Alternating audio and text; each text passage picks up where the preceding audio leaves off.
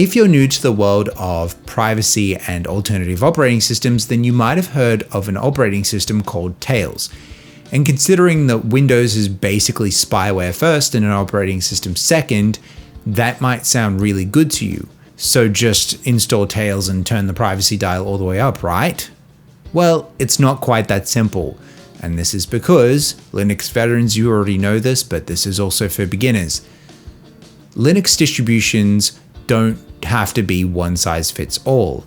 They can specialize. And we've looked at a lot of Linux distributions that specialize in gaming on this channel, as well as Linux distributions that just want to be a really good operating system as opposed to Windows. But there are Linux distributions out there which are solely focused on privacy. How much privacy are we talking? Well, let's dive into Tails and find out.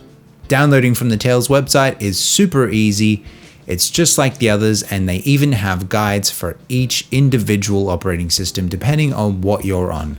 But what we want today is a .iso file, the same as we've gotten from every other Linux distribution that we've tried on this channel. So to do that, we go down to the Download Tails Only for USB Sticks button, and then scroll down to the Burn Tails to a DVD, because an ISO file is essentially a disk image.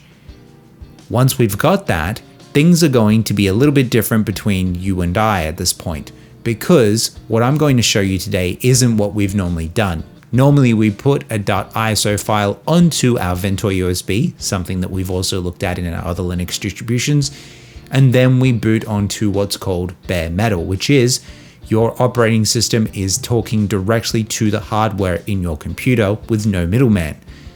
Today, I'm going to show you a virtual machine, which is something that is really handy to have, but can be very complicated. On the back of this, I'm going to show it to you on Linux because, as regular viewers of this channel know, none of the machines that are managed by yours truly will ever have Windows installed on them at any point in time. So with that out of the way, the .iso file can be dragged to your Ventor USB, or it can be used for a virtual machine.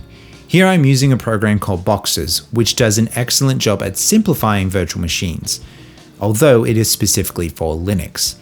So if you want to get started with virtual machines and you're already on Linux, definitely give this program a try. Opening Boxes, we click the plus icon in the top left-hand corner, and then we ignore the Ubuntu section because no one needs a Linux version of Windows. So we select Create Virtual Machine from File, and now Boxes would like us to point it to our .iso file. And if you have any of the ISO files from any of the other videos we've done on this channel, then you can use those ISO files there. This is another way to test operating systems. However, you won't get up and running with gaming because that's a whole thing. So we'll leave that there for now because we're not going to talk about GPU pass-through. Again, we're trying to make this approachable for beginners. So once we've done that, Boxes will ask us what operating system we've just plugged it into, if it doesn't auto-detect it.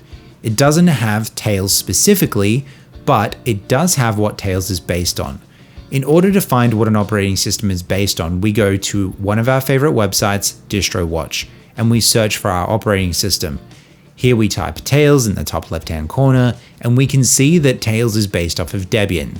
So back over in Boxes, we select Debian, and it's likely the newest version. Next, we get the option to split our system resources.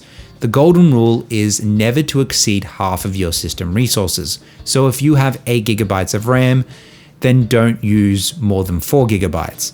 If you have 32, like this system has, then don't use more than 16. Obviously, if you know what you're doing, you can exceed this rule, but again, aimed at beginners. The main point here is that your main operating system, your host operating system that's managing the virtual machine, still needs sustenance. When you're ready, click Create, and the virtual machine should be up and running. The boot time will depend on how many system resources you could spare and how much you've given it. But so long as it meets the minimum specs, we should be up and running eventually. Tails is not designed to be the fastest operating system, so it still might take a moment. The next thing we'll be greeted by, and the first thing in Tails, is a quick setup menu. But notice that little checkbox? It's very likely that every single operating system that you've ever used has had persistent storage. That is, the ability to save files into a permanent location. Meaning that if you save a document, that document's still going to be there when you boot up the computer again. As the name implies, persistent storage being off means that nothing will be persistent. When we reset our computer, everything will be wiped. That's the level of privacy we're talking here. So even though you can set up Tails with persistent storage, we're not going to do that for this video.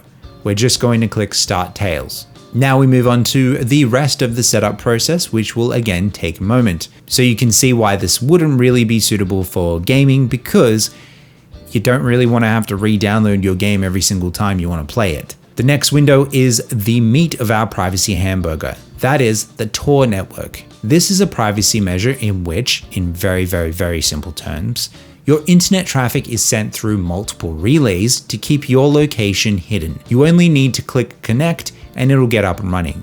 Once the progress bar is done, you'll get a button to open the Tor browser, the final part of this recipe. So between the operating system, the Tor network, and the Tor browser, we get almost ultimate privacy. But notice that little pop-up at the top of the screen? All of that privacy goes out the window the moment that one thing falters. And in this situation, it's running Tails in a virtual machine, because the host operating system can still see and hear everything that the virtual machine is doing. And if anyone had recording software on here, as you're seeing now, then that means that it doesn't matter how much privacy Tails provides. If something has gone wrong somewhere else, you've lost all of that privacy. But who needs this sort of privacy? The Tails website spells it out for as clear as day. In very simple terms, the primary use is for people whose lives could be in danger for sharing certain information. How is that not illegal then? Wouldn't governments want to know everything we're doing at every point in time? Well, that's because it was partially a government initiative. This technology was actually developed for military use first, which is often the trend with technology.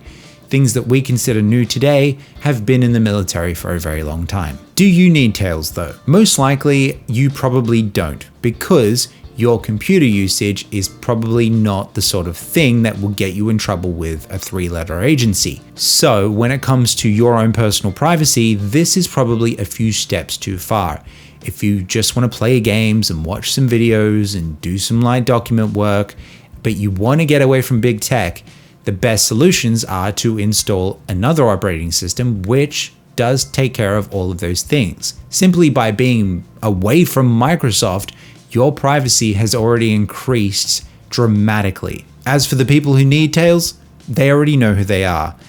And if this is the first time that you're hearing about Tails, chances are you probably don't need it. But it's really good to know that this tool exists for people to use, for those who do need it.